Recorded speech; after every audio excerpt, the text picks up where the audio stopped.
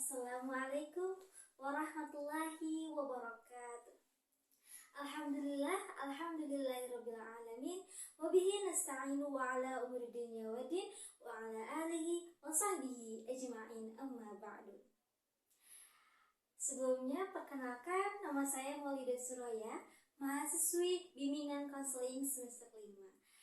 Oke, ibu-ibu, bapak-bapak, bagaimana kabarnya? Alhamdulillah. Yang baik semoga Allah tambah kenikmatannya, yang belum baik semoga Allah mudahkan urusannya, yang masih punya hutang semoga Allah mudahkan rezekinya, dan yang masih suka ngepoin orang semoga Allah gerakkan hatinya. Amin ya robbal alamin. Ibu-ibu, bapak-bapak yang dirahmati oleh Allah, ada satu kisah pada zaman dahulu, seorang ulama dengan tetangganya seorang Yahudi. Dan kebetulan rumahnya tuh bertingkat. Seorang ulama berada di lantai 1 dan orang Yahudi berada di lantai 2. Pada suatu hari ulama terkena penyakit sakit, sehingga karena hak tetangga, seorang Yahudi menjenguk ulama tersebut. Ketika masuk ke rumahnya, beliau mencium aroma itu sedap. Kenapa rumah ini tuh jorok, bau, lembab? Ternyata ada saluran yang bocor di rumahnya. Dan dilihat ternyata dari arah rumahnya. Beliau bertanya, seorang Yahudi bertanya kepada ulama tersebut, "Wahai ulama, bukankah ini air dari rumah saya?" Seorang ulama menjawab, Ya sahabatku, ya wahai tetanggaku, benar, itu dari rumahmu.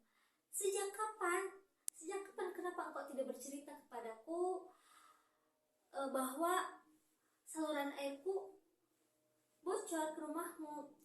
Sudah, alhamdulillah, saluranmu sudah bocor sejak 7 tahun yang lalu. Si Yahudi tuh terkaget, ibu-ibu. Wah, udah 7 tahun kok gak bilang? Kenapa? Harusnya kan bilang ya, sebagai orang tetangga, kita tetangga gitu. Kalau ada salah dikit langsung bilang, salah dikit langsung omongin. Kenapa nih ulama tersebut gak bicara, gak ngomong gitu? Yahudi bertanya lagi tuh ke ulama, "Wahai ulama, wahai tetanggaku, kenapa kamu tidak berbicara? Selama ini kau membersihkannya?" Ya, saya kenapa kau gak ngomong atau gak berbicara bahwa saluran airku merembes, bukan rembes ya. Kalau di bahasa Indonesia itu bocor ke rumahku. Nah, apa jawaban ulama tersebut? Dengan ketabahan dan keikhlasan dan kesabaran beliau, "Aku takut menyakiti dirimu." Masya Allah, tabarakallah ya ibu-ibu. Dengan terkagumnya si Yahudi tersebut, dengan keikhlasan, keluasan hati ulama, beliau masuk Islam karena tetangganya. Masya Allah, tabarakallah. Semoga kita bisa menyimpulkan dari kisah tadi ya ibu-ibu, bapak-bapak yang dirahmati oleh Allah. Perlu kita ketahui, dan pasti sudah kita ketahui, manusia adalah makhluk sosial. Allah menciptakan manusia untuk saling berpasangan, laki-laki dan perempuan, saling tolong menolong, saling membantu, saling bekerja sama, saling menyapa, saling menutupi aib teman-temannya. Nah, sebagaimana yang telah disabdakan oleh Rasulullah SAW, "Man kana yu'minu billahi wal yawmil akhir falyuhsin ila jarihi." Barang siapa yang beriman kepada Allah dan hari akhir, maka berbaguslah, maka berhubungan baiklah dengan tetangga kita. Ibu-ibu di sini berhubungan baik dengan tetangganya, insya Allah kita selalu berpegang teguh dengan keimanan kita dengan cara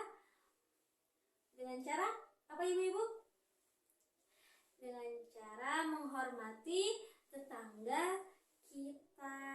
Oke. Di sini saya akan memberikan etika atau beberapa etika tentang bertetangga. Yang pertama, bicarakan ketika ada masalah.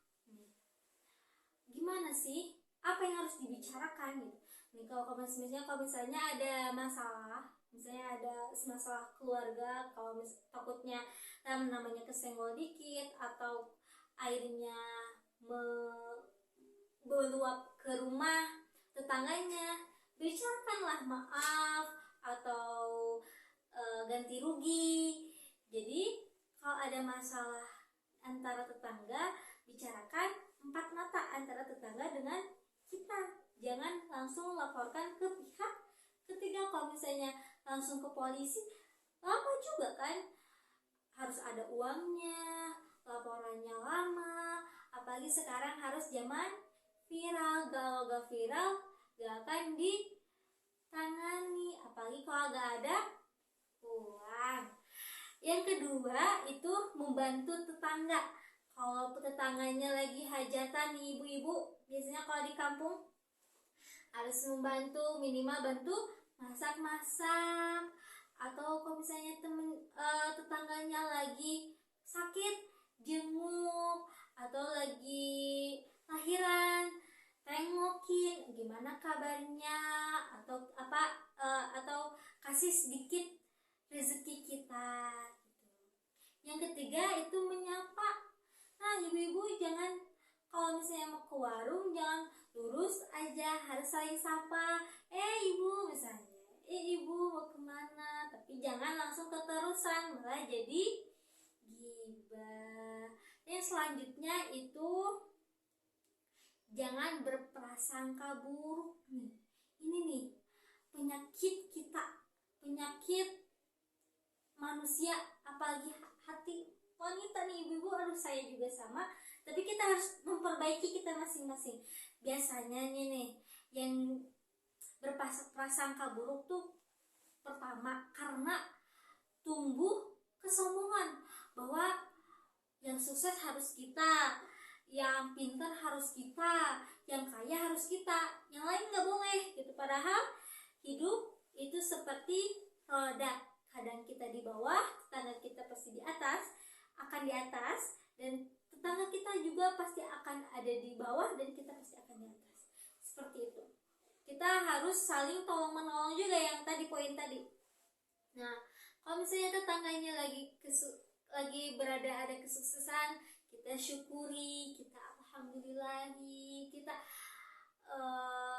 selamatkanlah ke tetangga tersebut. Jangan berprasangka buruk, itu mobilnya dari mana ya? Apakah dari sekarang tuh zaman itu mini laundry ibu, money laundry ya, money laundry atau santet gitu, atau badukan. Nah kalau kayak gitu kan jadi berprasangka buruk. Mungkin saja uangnya itu dari investasi, dari tabungannya dari tahun-tahun lalu. Berprasangkalah baik kepada tetangga kita. Yaitu tetapkan batasan antara tetangga. Jadi jangan selong-belong gitu ya ibu-ibu. Sekarang banyak kasus nih ibu-ibu, suami tetanggaku adalah pacarku. Nih ibu-ibu takut nih, ibu-ibu ada yang kayak gitu nggak sama suami tetangganya? Jangan tuh, ibu-ibu harus jaga tuh suaminya, bapak-bapak harus jaga tuh istrinya, takut diambil sama tetangganya. Harus ada batasan antara tetangga. Ada kalanya kita bisa terbuka, ada kalanya kita harus tertutup. Apalagi masalah keuangan, masalah antara suami istri, masalah kekeluargaan, dan masalah lainnya. Yang selanjutnya yaitu jaga tata krama antar tetangga. Ibu langsung lempar kotoran. Ada gak ibu di sini? Kayak di TV-TV ya, kemarin-kemarin ada ada kasus yang jual tanah tapi sepupunya gak mau, jadi setiap hari buang kotoran atau apa. Atau jaga tata krama tuh, jaga ucapan kita, jangan suang belono. Kalau misalnya tetangganya lagi compang camping, ibu jangan ngomong, ih kenapa bajunya A B C D kayak gak punya aja. Jangan diomongin, takutnya sakit hati. Untuk yang selanjutnya itu berbagi informasi. Nah, ibu-ibu takut atau bapak-bapak di sini yang sebagai RW atau RT, kasih tahu tetangganya kalau misalnya besok ada uang cair dari negara gitu. Amin ya, semoga ada gitu. Yang terakhir itu patuhi aturan di lingkungan tempat tinggal. Gimana? Kalau misalnya di tempat tinggal, kalau di komplek-komplek biasanya ada aturannya ibu-ibu. Atau sekarang tuh kayak parkir harus depan rumah, jangan depan rumah tetangga gitu. Baiklah dengan tetangga, jangan saling mencemooh, jangan saling ribut. Karena Rasul pernah dinasehatin sama Jibril. Setiap Jibril datang, hormatilah tetanggamu. Setiap bertemu Jibril selalu berkata, hormatilah tetanggamu. Ya. Sampai Rasul menduga bahwa tetangga akan mendapatkan hak waris dari kita. Sedangkan sebenarnya tidak ada, kecuali tetangganya itu keluarga kita atau anak kita atau kakak kita atau ibu kita dan lain sebagainya. Dan harus kita ketahui, yang pertama ditanyakan di akhirat itu tentang sholat dan tetangga. Kalau misalnya kita bertetangga baik, pasti di akhirat pun kita akan menjadi baik. Semoga kita tergolongkan dari golongan bertetangga yang baik. Mungkin dicukupkan dari saya sekian. Semoga kita mendapatkan hikmah dan ilmu di pertemuan kali ini. Dan mohon maaf ibu-ibu dan bapak-bapak apabila ada perkataan yang menyinggung hati atau tidak berkenan pada hati. Semoga ibu-ibu memaafkan, karena yang sempurna itu hanya milik Allah Subhanahu wa Ta'ala. Mungkin dicukupkan dari saya sekian. Wabillahi taufiq wal hidayah. Wassalamualaikum warahmatullahi wabarakatuh.